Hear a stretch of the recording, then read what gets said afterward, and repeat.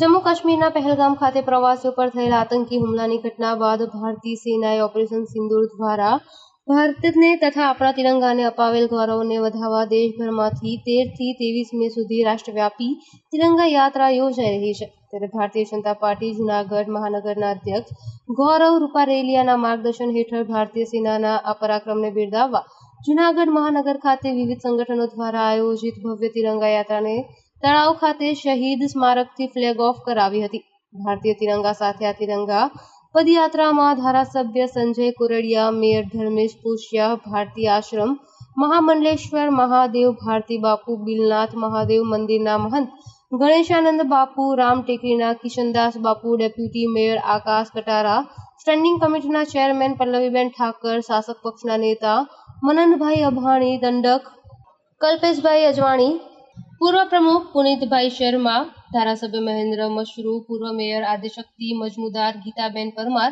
પૂર્વ deputy mayor Girish Kotecha, Ashok Bhatt, યોગીભાઈ Padhiyar, જે.કે. Chavda, Haresh Parsana, Shailesh Dave, Sanjay મકવડ, Sanjay Manvar, ઓમ રાવલ, મનોજ પોપટ, કિશોર ચોટલિયા, ચંદ્રિકાબેન રાખશિયા, કિશોર અજવાણી, માલદે ડોડિયા, લીલાભાઈ પરમાર, ભરત કારેણા, પરાગ રાઠોડ, વંદાબેન દોશી, ભાવનાબેન વ્યાસ, જયેશ બોઘરા, સોનલબેન પનારા, પુંજાભાઈ સિસોદિયા, સુભાષ રાંદડિયા, પ્રવીણ વાઘેલા, સુરેશ પાનસુરિયા, જીતેન્દ્ર ઠકરાર તથા આગેવાનો, હોદ્દેદારો, કાર્યકરો બહોળી સંખ્યામાં સહભાગી થયા હતા।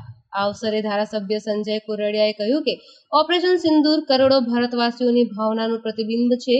ઓપરેશન સિંદૂર દ્વારા ભારતીય સેનાએ આતંકવાદને જડબાતોડ જવાબ આપ્યો છે। આતંકવાદ સામે ભારતની લડાઈની એક જ્વલંત સફળતા છે। તેમણે વધુમાં ઉમેર્યું કે પાકિસ્તાન પ્રેરિત આતંકીઓ અને તેમના આકાઓને તેમની જમીન પર ધૂળ ચાટતા કરીને ભારતે પહેલગામ આતંકવાદી હુમલાનો બદલો લીધો છે। એટલું જ નહીં, આખું વિશ્વ ભારતના સૈન્ય અને એરફોર્સની ક્ષમતા અને બહાદુરીથી અચંબિત થયું છે।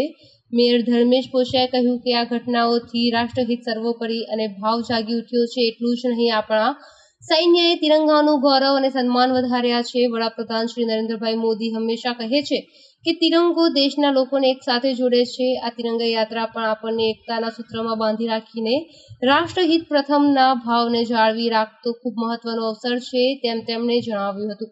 મેયરશ્રીએ વધુમાં ઉમેર્યું કે આ તિરંગા યાત્રા એ દેશની એકતા અખંડિતતા જાળવવાની સાથે આપણી સેનાનું મનોબળ વધારતી યાત્રા છે। તેમણે જણાવ્યું કે વડાપ્રધાન શ્રી નરેન્દ્રભાઈ મોદીના નેતૃત્વમાં ભારતે દુનિયાને બતાવી દીધું છે કે ઝીરો ટોલરન્સ અગેન્સ્ટ ટેરરિઝમની નીતિને તે કોઈ પણ ભોગે વળગી રહેવા પ્રતિબદ્ધ છે। આપણો તિરંગો સતત ઊંચે ને ઊંચે લહેરાતો રહે તે માટે સેનાના જવાનો માતૃભૂમિ માટે ખડે પગે તૈનાત છે। ત્યારે આ તિરંગા યાત્રામાં જોડાઈને તેમનું મનોબળ વધારવા આ સફળ આયાતને તેમણે બિરદાવ્યો હતો। યાત્રાની શરૂઆત તળાવ ખાતે શહીદ સ્મારકથી થઈ અને આઝાદ ચોક, એમજી રોડ સહિત શહેરના માર્ગો પર ફરી હતી। દેશના પ્રધાનમંત્રીએ સેનાને છૂટ આપી અને ભારત દેશના સૈનિકોએ જે લડાઈ કરી છે અને જે પાકિસ્તાને આ રીતે ક્રૂરતાપૂર્વક હિન્દુસ્તાનના લોકોને મારવાની કોશિશ કરી છે, ત્યારે ભારત દેશના તમામ ધર્મના લોકો, હિન્દુ હોય, મુસ્લિમ હોય, શીખ હોય, ઈસાઈ હોય, તમામ ધર્મે આ વાતને વખોડી છે। કારણ કે આ કોઈ ધર્મની લડાઈ નથી, આ આતંકવાદીઓ સામેની લડાઈ હતી। આ પાકિસ્તાન સામેની પણ નથી, આ આતંકવાદીઓ સામેની લડાઈ હતી। એમાં ભારતીય સૈનિકોએ જે હિંમત બતાવી છે, જે તાકાત બતાવી છે, ભારતના સૈનિકોની જે તાકાત છે એ દુનિયાએ દેખી છે। ત્યારે નરેન્દ્રભાઈ એમને છૂટ આપી હતી અને એ તાકાત આખે દુનિયા જોઈ છે। ત્યારે આ સૈનિકોના સમર્થન માટે, સૈનિકોનો જુસ્સો વધારવા માટે આજે જૂનાગઢ મહાનગરમાં તમામ સાધુ સંતો, તમામ ધર્મના લોકો, તમામ સંસ્થાઓ, તમામ સામાજિક સંસ્થાઓ, તમામ શૈક્ષણિક સંસ્થાઓ, તમામ લોકો જોડાય અને આ તિરંગા યાત્રા કાઢી અને ભારત દેશના સૈનિકોનો જુસ્સો વધારવા માટે અને એમને જે કામ કર્યું છે એમને બિરદાવવા માટેનું આજની આ રેલીનું આયોજન કરવામાં આવ્યું હતું સમગ્ર જૂનાગઢ દ્વારા।